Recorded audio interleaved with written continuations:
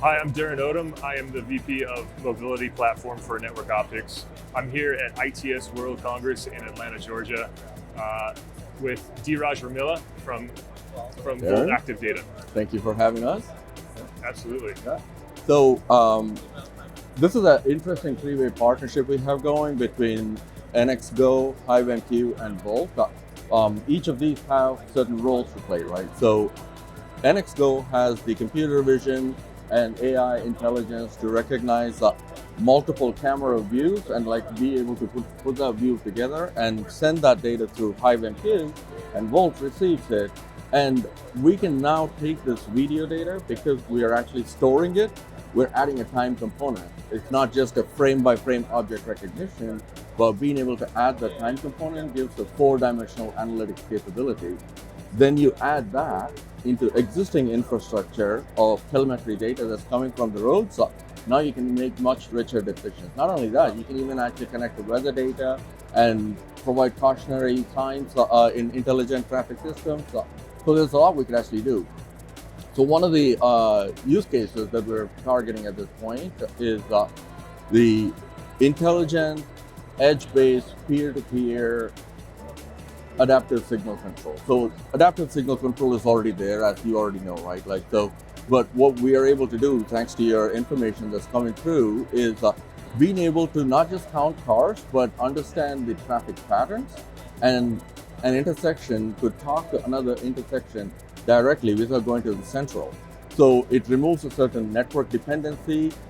It reduces your latency to respond to developing events that the cameras are actually able to see.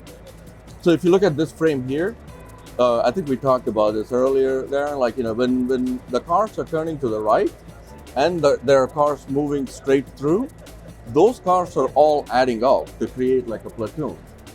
So now this intersection could tell the next intersection that hey, I'm sending a platoon of 8 cars. Make sure that you count 8 cars and let them through, so you don't actually create dangerous traffic scenarios, right? So that kind of intelligent collaborative computing between peer-to-peer edges is going to be something amazing. It's not there today, and we can make that happen. Now, what makes Volt special? What do you guys do differently than other maybe competitors?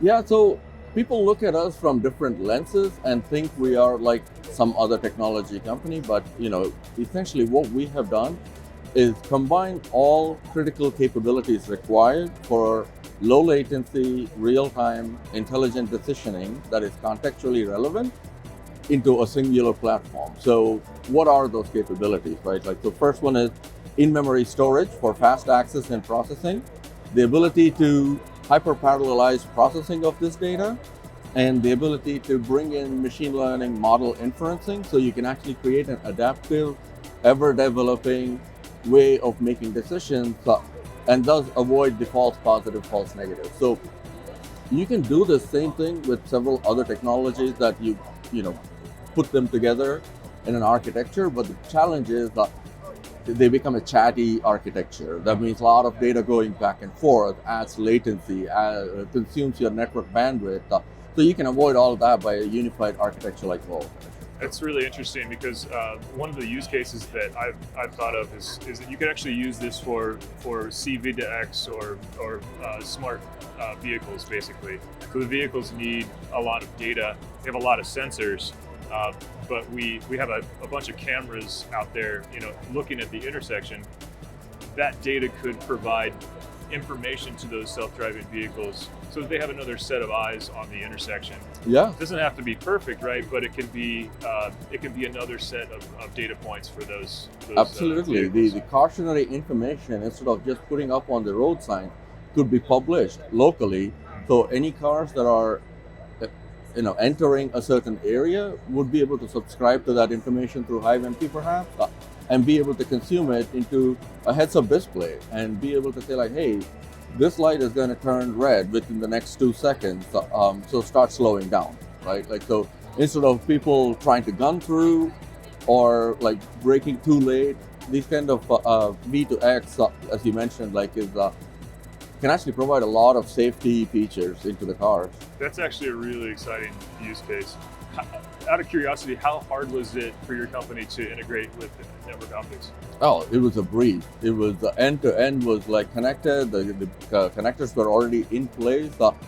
We were able to get the data within 10 minutes or so, like because it was just configure, bang, like we got the data. That's it. That's awesome. Yeah, That's awesome. and thanks to you and your team. So Thanks, Dheeraj. Appreciate the time. it's been a pleasure. All right. Yeah.